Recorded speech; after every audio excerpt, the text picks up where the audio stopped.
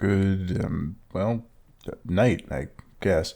So the past few days, I've been going out to try and do some astrophotography, and it hasn't been going well. I'm not going to get into it too much, but anything that looks good is such a struggle to get. I mean, partially this is due to my inexperience shooting astrophotography, and partially this is due to just astrophotography itself.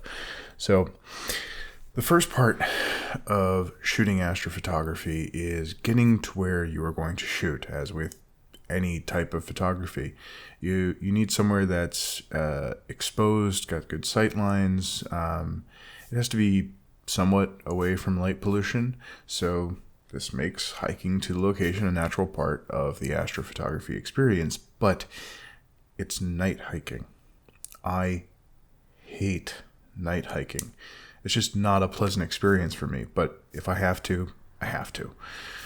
For these shots, I figure that as long as I'm far enough away from any place, that place is going to be as good as any other, I mean, at least for now, to take photos of the stars. So in this case, I've been heading out to Battery Point in the dark. And the second part of astrophotography is figuring out what the heck to shoot. So sure, I can take broad, starscapes, but that gets boring pretty fast. And because it's night, there isn't much else to photograph. And you can try to get things like planets or specific formations, but the night sky moves a lot faster than you think, particularly at 400 millimeters.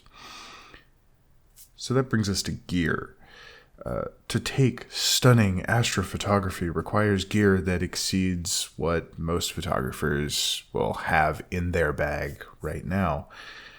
If you want to get a shot of a nebula, I need to have a long exposure, but because I need a long exposure, I need a device for tracking the object across the sky to get rid of the motion blur. Well, I'm not at that point where I'm going to put down that kind of money. And, it's a similar story for planets. I've got an image of Jupiter that if I didn't tell you that's what it is, you'd never be able to tell. And you probably wouldn't trust me to begin with. So I guess, in the end, astrophotography sucks.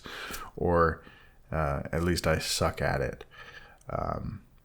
But it is giving me an interesting opportunity to learn an entire new photographic language, and I think I'll stick with it for now. See you when I see you.